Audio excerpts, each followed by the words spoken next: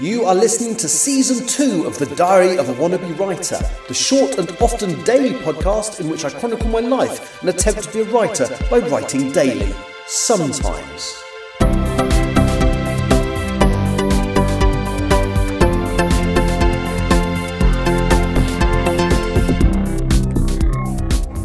Hello, today is Tuesday the 4th of November 2025 and you are listening to The Diary of a Wannabe Writer, and I'm recording today from a hotel room in Barcelona. Now, I'm not going to do the song because I would get sued for copyright infringement. Also, I can't sing.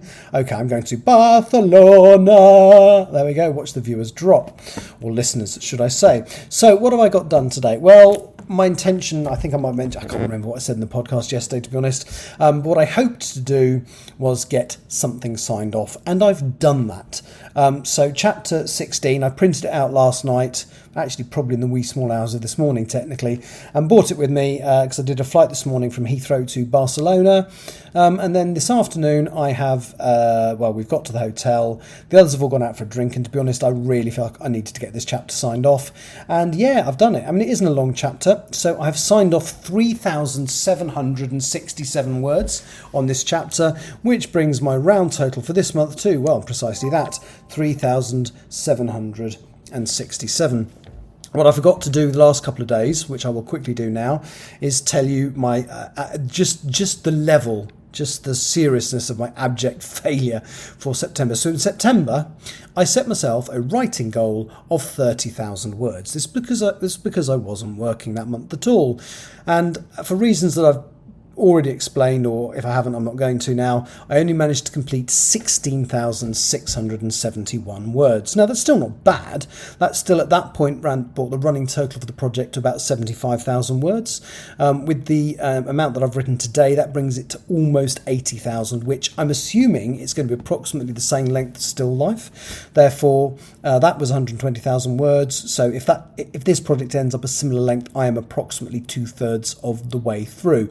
So I'm pretty happy with that. And the reality is, because I basically wrote 2 chapters in a place where I didn't have a printer to sit down and do the paper edit, I actually wrote chapter 17 as well, almost. I mean, I'm recording this podcast in the middle of a live stream.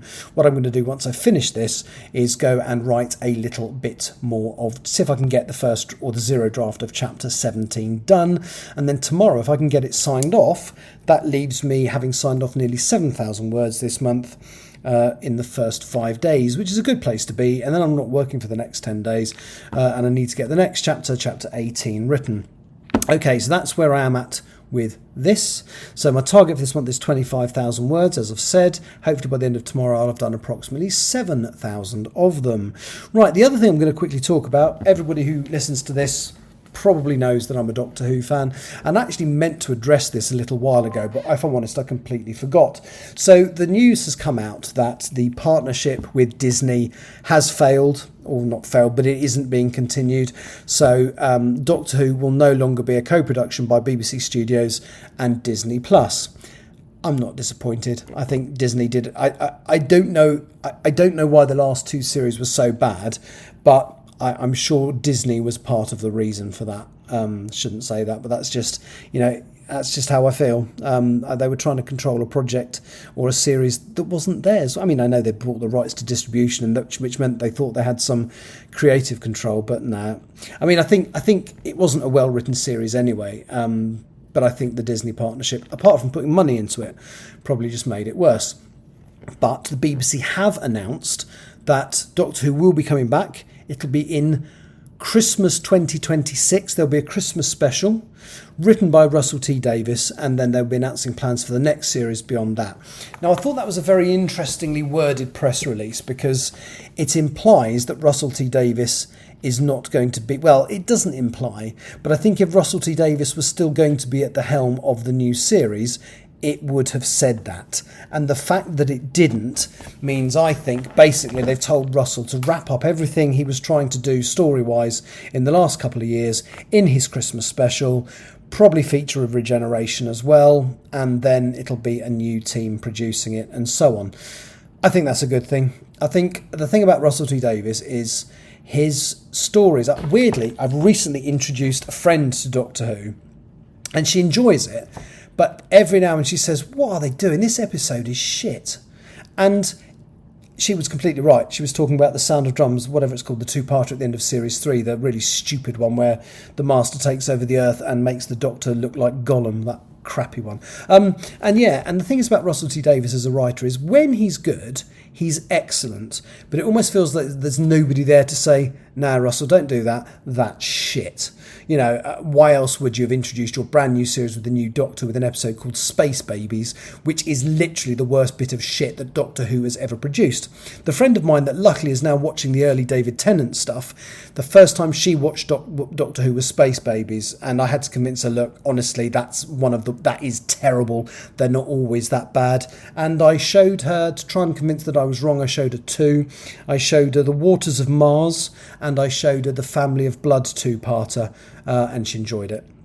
So yes, it rather looks like Doctor Who is coming back. I'm sure we'll have the whole is Billy Piper the Doctor, what the hell is going on nonsense will get explained in that, and then I suspect David Tennant will be in it as well, and there'll be some kind of resolution to that storyline and the bi-generation nonsense, and then hopefully the Doctor will regenerate into a new actor and there will be someone sensible in charge. As I say, Russell, somebody just should have looked at Space Babies and go, don't do that, it's rubbish.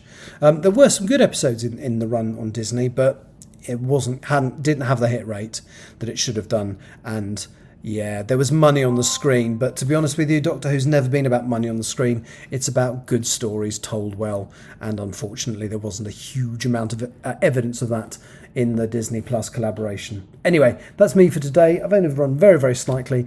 I'll be back tomorrow from home, hopefully telling you that I've finished and signed off Chapter 17 as well. We shall see. Thank you for listening. Take care. Bye-bye. You have been listening to The Diary of a Wannabe Writer. For more information about what I'm writing, go to linktr.ee/Richard Writes, capital R, capital W, where you can find details of my website and social media. I may see you there.